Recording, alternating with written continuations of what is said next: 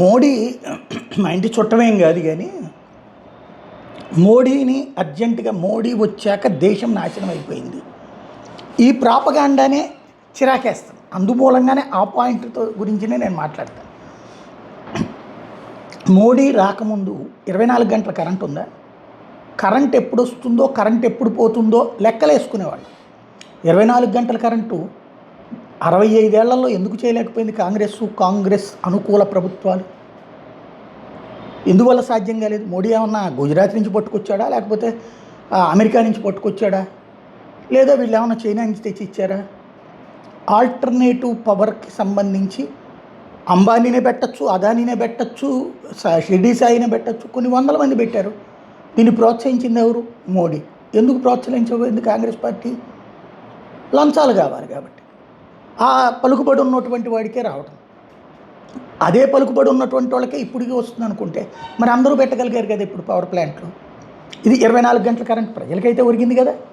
అలాగే UPI transactions ప్రతి దానికి వాడటం అన్నట్టుంది. అంతకుముందు ఉందా?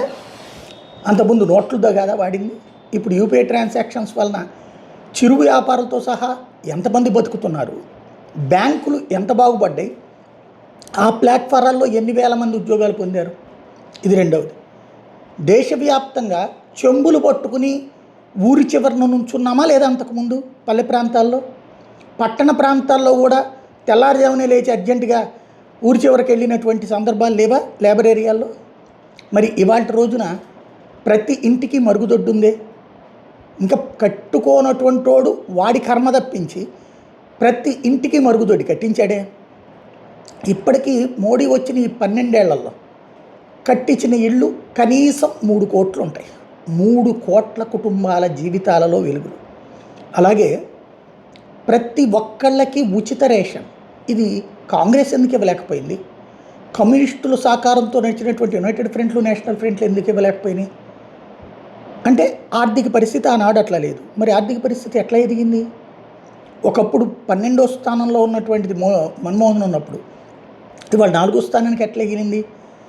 అంటే మోడీ అంబానీ అదాని నుంచి తీసుకొచ్చి పెట్టాడా, లేదా అంబానీ అదానీలు ఎదగడం వలన వచ్చిందా?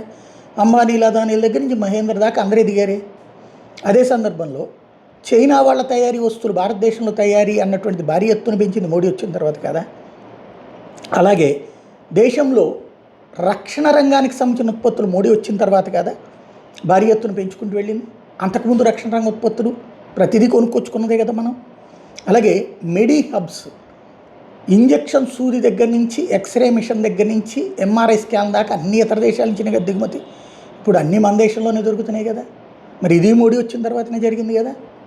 హైవేలు, ఔటర్ రింగ్ రోడ్లు, ఇన్నర్ రింగ్ రోడ్లు ఇంత భారీ స్థాయిలో గతంలో జరిగినాయా?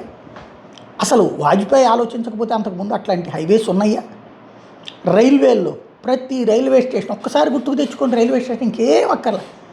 ప్రతి రైల్వే స్టేషన్ లుక్ ఎట్లా మారిపోతుంది, ఏ స్థాయిలో మారిపోతుంది, రైల్వే స్టేషన్లకు సంబంధించినటువంటి సదుపాయాలు ఎట్లా మారిపోయినాయి, ఇవన్నీ మన కళ్ళెదురుగుండానే జరిగినాయి కదా.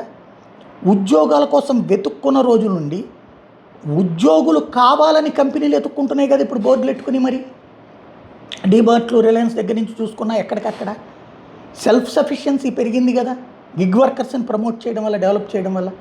మరి ఇవన్నీ అభివృద్ధి తిరోగమనమా? మన దృష్టిలో తిరోగమనం ఏంటయ్యా అంటే వీళ్ళు చెప్పుకునేటటువంటిది దేశ ఆర్థిక వ్యవస్థ అస్తవ్యస్తం. ఎలాగ అస్తవ్యస్తం నాకు అర్థం కాలే. డాలర్తో రూపాయి పడిపోయింది. ఎస్, అందుకే కదా ప్రపంచం అంతా పడుతోందనినే కదా ఆల్టర్నేటివ్ మెజర్స్ మనమే చూసుకుంటున్నటువంటిది.